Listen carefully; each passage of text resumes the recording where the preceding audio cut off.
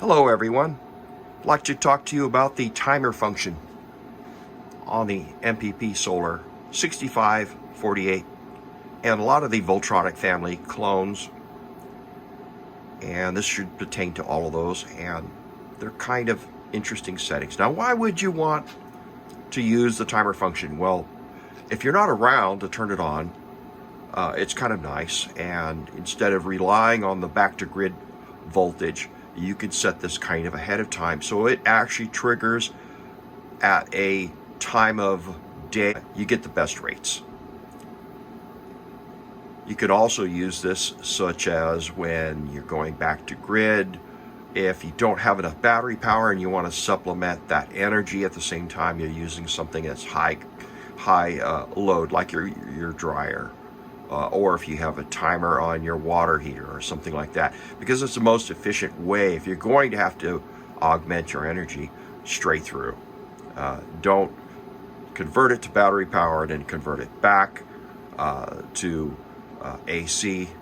That's kind of not very efficient. So those give you a lot of different options.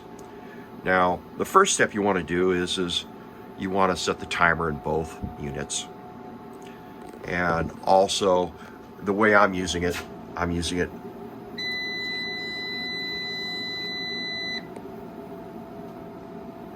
the SBU mode in program 01. That's where the parent program is residing. Everything runs off of that. Now, if you change that later on while you are in the actual program, you're deleting the timer. So as long as you leave this alone in program 1, everything will be cool. Now, to set the timer, you'll set it by holding this down. I select USB. Now you can see there's a time there set now. And I will change that by touching this. Now that's out, that's flashing. Now you can go over here and you can move that up or down. And to save it, you do this. Hit the Alt or the Enter. To change the other line, hit this one. You can move that up and down. To save it, put it there. Now, to save everything, you've just saved it all. You go back and look at it.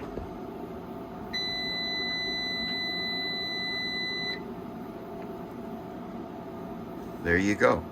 It's still there. Now, get back out. Do that. If any of those times, put it back on here a second.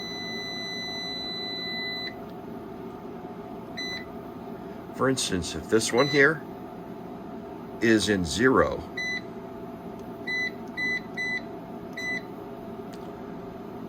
and you exit, either start or stop is in 0, it will not work as a timer. So, gotta leave it. Anything but 0, 0. Another thing you can't do is if the time you're setting it is actually the time within the window that you're presently viewing it. If you're actually in that time and you're trying to set it in the middle of that operating time, it won't happen. So don't try it. It's usually fouls things up. It may take and it may fire up and work correctly the next day, but I generally avoid trying to set it within that window. Actually, either after or before the time, go ahead. Also, the time that you see,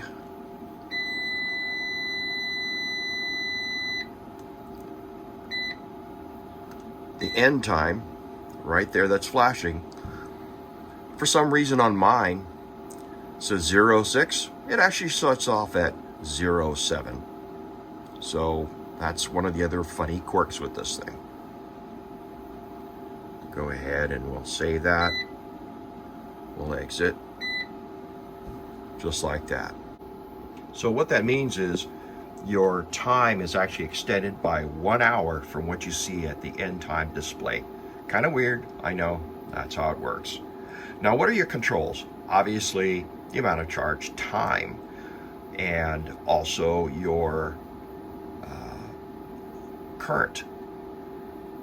What you can change remotely is you can change the current through watch power or solar assistant. That allows you to change the current. You cannot change the timer function remotely on either one of them, so don't bother with that. It's just not worth trying. There are other options that you can experiment with through Solar Assistant. It does have some sort of timing system. I haven't played with it. Welcome to try that. Now, as far as setting up and charging, what you need to remember is on program 2,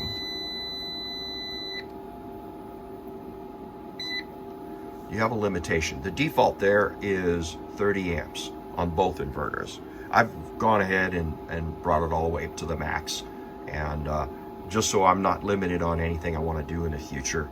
I'm not too terribly worried. My system can handle it. But that is your combination of grid and solar, what it can do. Now on program 11, get in here. I have that currently set at 10. And that one is currently also set at 10, I believe.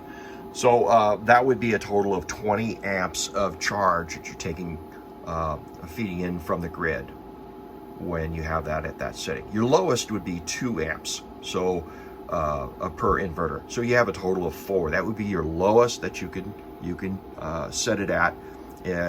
So keep that in mind if you want to charge to the limited amount. That's the smallest amount you're going to be able to charge.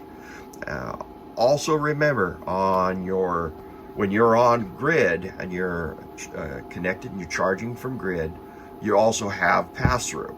So your pass-through is going to be any kind of load, your say your dryer or your air conditioner or whatever else you have in the house, going to pass straight through along with the load of whatever you're charging.